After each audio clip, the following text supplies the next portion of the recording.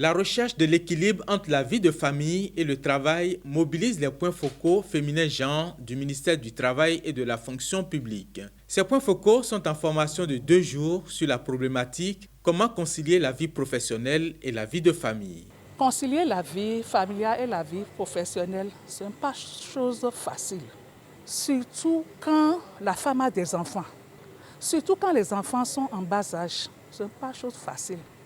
Donc c'est pour cela qu'on a organisé cette formation pour que la formatrice puisse nous aider à équilibrer les 2 vies, la vie familiale et la vie professionnelle. À cette préoccupation des femmes qui est de savoir comment faire pour concilier le travail dans l'administration publique et l'éducation des enfants, le gouvernement a pris la mesure de l'enjeu selon le directeur adjoint de cabinet représentant le ministre du Travail et de la fonction publique. Le ministère du Travail et de la fonction publique et plus généralement le gouvernement de notre pays a pris la mesure de l'enjeu en procédant depuis un moment à des réflexions profondes pour le réaménagement des horaires dans l'administration publique.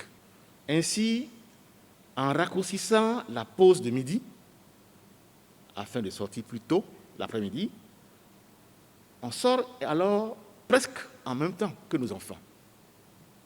C'est un pas important qui est en train d'être posé par le ministère du Travail et de la fonction publique et plus généralement par le gouvernement de notre pays. Pourvu donc que cette réforme aboutisse, cela contribuera à coup sûr à réduire notre absence à la maison. La formation des points focaux féminin-genre est assurée par Blanche Sonon, juriste, consultante et formatrice. Au cours de votre cursus professionnel, vous démontrez que vous aimez le travail bien fait. Qu'on vous regarde, qu'on vous entende ou pas, vous faites le travail, vous assumez vos charges et de façon responsable. En dehors de ça, à la maison, vous demeurez toujours épouse. Lorsque vous laissez les charges du ménage au personnel de maison, vous risquez de laisser de plumes. Il faut aussi tout faire pour savoir s'arrêter pour l'entretien, l'éducation au sens intégré des enfants. Parce que, certes, recruter des répétiteurs pour les enfants ne suffit pas. Il faut aussi le suivi parental. Donc, savoir bien gérer le temps, donc avoir un planning, être flexible, avoir la capacité de gérer beaucoup de choses à la fois. C'est surtout ça la femme. Lorsqu'on quitte le bureau pour la maison, il faut vider la tête. Et l'État aussi doit accompagner les femmes. Et là, permettez-moi de profiter de ce canal pour saluer l'initiative du gouvernement par le ministère du Travail et de la fonction publique qui a enclenché déjà le processus de révision des heures de travail. Parce que les enfants d'aujourd'hui sont les garçons de demain, sont les responsables de demain. Donc il faudrait donner du temps à la femme de pouvoir s'occuper des enfants qui sont nos bijoux.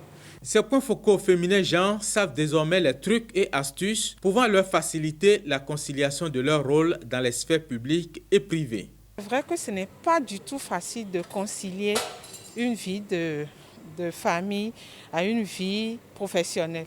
Toutefois, on peut trouver certaines astuces pour s'en sortir. D'abord, le dialogue dans le foyer.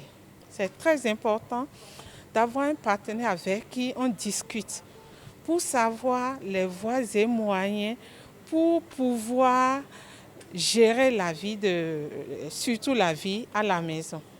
Deuxième chose, c'est la gestion du temps, la gestion rationnelle du temps. Quand tu es une femme mariée, que tu as des enfants, tu dois savoir te lever, par exemple, assez tôt, savoir ce que tu peux déjà préférer le matin avant de partir, ce que les enfants vont manger, si c'est l'aide qu'il faut de ta mère, d'un parent, de domestique. Donc tout est affaire d'organisation. Autant on s'organise à la maison, autant au service aussi, il faut pouvoir s'organiser. S'organiser veut dire quoi? Déjà faire l'agenda du jour, savoir les priorités qu'on a dans la journée, comment faire, ce qu'on peut anticiper pour pouvoir gérer mieux son temps. La formation, en tout cas, va me permettre à moi de savoir quel temps rester au service et quel temps s'occuper de mon foyer. Et nous remercions le gouvernement au passage, surtout pour la révision des horaires. Là, vraiment, moi particulièrement, je suis très contente. Si ce processus pouvait aboutir, ce serait vraiment un grand chapeau pour le gouvernement. Je tiens vraiment à ça, à la révision des horaires du travail. C'est très important. Je crois qu'avec cette formation, on a un plus.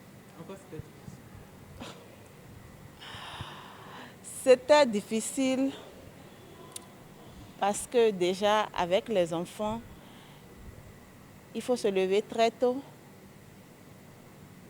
entretenir les enfants pour qu'ils soient à l'heure à l'école. Il y a le mari aussi qui est là, qui est en quelque sorte un gros bébé. Et puis, il faut le gérer aussi. Et au même moment, être à l'heure au service soi-même. On permet de corriger les tares que nous traînons depuis des années et qui sont à la base des divers dysfonctionnements dans notre vie. Les tares, c'est entre autres le mauvais management du temps, l'indisponibilité due au mauvais management et certains conseils qui nous manquaient, qu'on a pu gagner aujourd'hui, comment il faut tenir son ménage, comment il faut régler les petits conflits, comment faire pour être en bon terme avec son supérieur hiérarchique malgré les nombreuses charges à la maison. Et voilà. C'est un point d'honneur pour la femme de réussir dans tous les domaines pour l'équilibre, l'harmonie et le vrai développement de son pays.